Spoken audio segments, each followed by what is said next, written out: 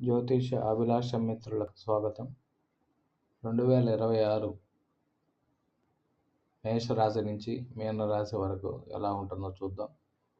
మేషరాశి వారికి గ్రహ సంచారం ఎలా ఉందంటే, జూన్ 1 వరకు గురువు 3వ ఇంట, తదుపరి అక్టోబర్ 30 నుంచి 4వ ఉంటాడు. 4వ జనవరి 24 వరకు ఉంటారు.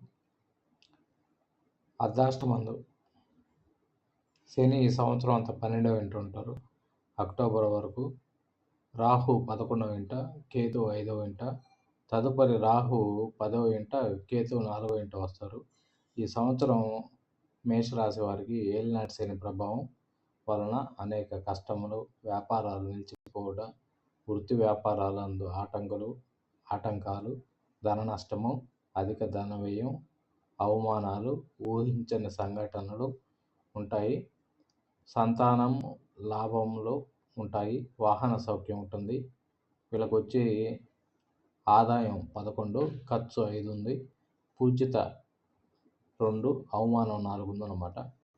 సో వీళ్ళకి సంవత్సరం మొత్తం ఎలా ఉంటుందంటే, అందాన్ని, ఆరోగ్యాన్ని పరిరక్షించుకుంటూ పెంపొందుతూ ఉంటారు. వీళ్ళకి అభిలాష నెరవేరుతూ ఉంటుంది. ప్రయత్నం ఫలిస్తుంది. ఒత్తిడి వ్యాపారాల్లో ఉత్తరార్ధంలో పనులు కలిసి వస్తాయి. మనో ఉల్లాసం ఉంటుంది. ఉన్నతమైన గౌరవం లభిస్తుంది. కీర్తి ప్రతిష్టలు సంపాదించుకుంటారు. సంతోషంగా ఉంటారు. పెళ్లి కాని వారికి ఈ సంవత్సరం పెళ్ళి అయ్యే అవకాశం ఎక్కువగా ఉంది. ఏలినాటి శని ప్రభావం వల్ల పెళ్ళి అయ్యే అవకాశం ఎక్కువగా ఉంది. ధనలాభం ఉంది. గృహలాభములు కలుగుతాయి. వ్యాధులు తగ్గుతాయి.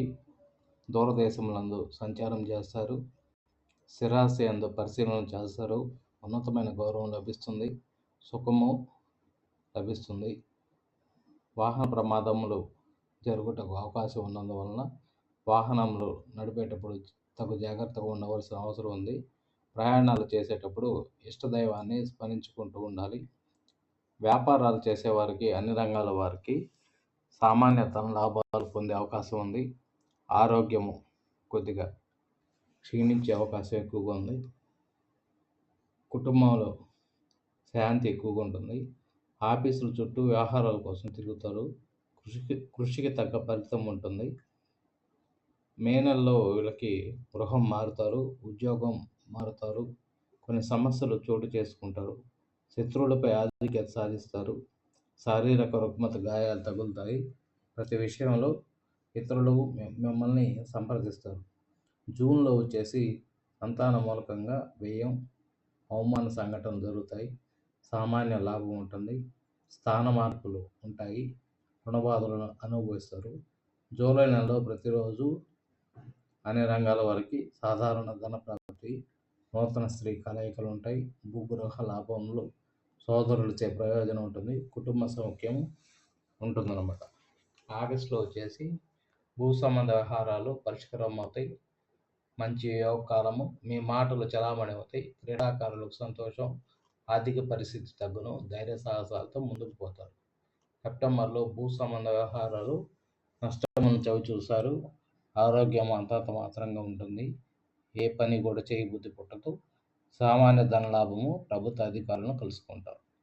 అక్టోబర్లో రాజకీయ నాయకులు నిందలు పొందుతారు. వృత్తులందు అధిక ధన లాభాలు కలుగుతాయి. ఊహించిన ఖర్చులు చేస్తారు. ఆర్థిక లావాదేవీలు ఉంటాయన్నమాట. నవంబర్లో కుటుంబ జనులు అభిమానిస్తారు. విలాసములుగా సంచారం చేస్తారు. స్వయం ప్రతిభ ఉంటుంది. షేర్ మార్కెట్ వారికి లాభాలు, అన్ని రంగాల వారికి పరిస్థితులు అనుకూలిస్తాయి. డిసెంబర్లో గృహంలో శుభకార్యాలు సిద్ధిస్తాయి. శని పూజలు, జపాలు చేస్తే త్వరగా పూర్తి అగును. గురుబలం వల్ల సంపూర్ణ ఆనందము కలుగును. దైవ బలము జోరుగా ఉంటుంది. ధనయోగము పెరుగుతుంది. సామాన్య సంతోషంలో నూతన గృహ నిర్మాణంలో